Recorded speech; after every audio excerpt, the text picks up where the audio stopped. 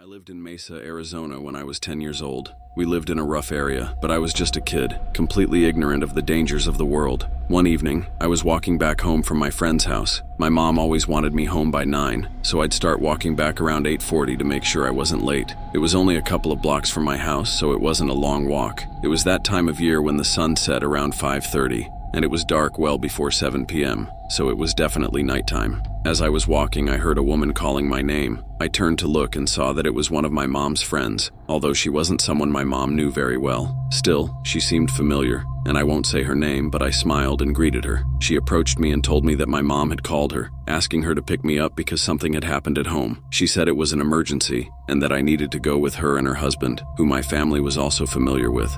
I was only about 5 minutes from home, but I was told it was an emergency, so I agreed to go with her. As I walked, I started feeling a weird sensation in my gut, and my legs began to shake. Looking back now, I realized that was my instincts going into high alert. I stopped for a moment and asked if we could call my mom. The woman told me my mother was in the hospital and that I needed to hurry. Just as we were opening the car door, I heard my mom shout my name as loud as she could. I turned immediately and quickly walked toward her. My mom asked what was going on, and the woman replied that she was just giving me a ride home because she had seen me walking. That was not the story she told me, so I told my mom what the woman had said and asked what was really happening. My mom just looked at me. She could always tell when I was lying, and she knew I was telling the truth. The woman tried to interrupt, likely to lie, but my mom cut her off. She stared at the woman with the most shocked expression I've ever seen, and the words she said still send shivers down my spine. In the most shocked voice, she said, "You were trying to take my son." As I looked toward the car, I saw the husband hurriedly looking out the window and urging his wife to get in.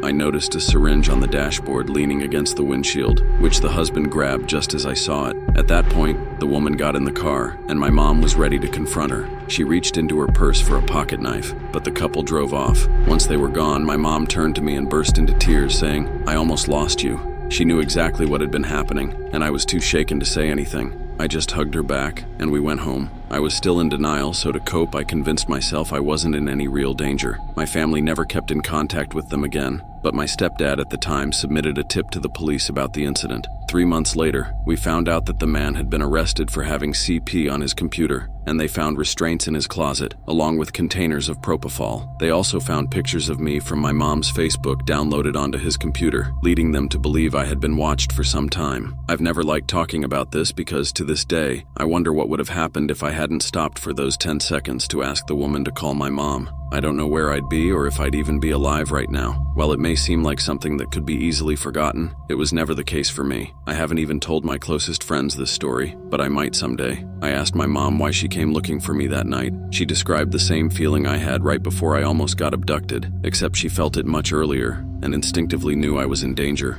I'm not usually a lucky person. It feels like the odds are always against me, but I always remember how lucky I was that night, that my mom listened to her instincts when I didn't. Since then, I've never ignored my instincts. Every night after that, when I left the house, my mom would walk with me until I turned 13 and went to live with my dad. To this day, that's the scariest thing I've ever experienced. It's the kind of thing you only hear about on the news and no one ever thinks it will happen to them. But my life was just 20 seconds away from being completely different.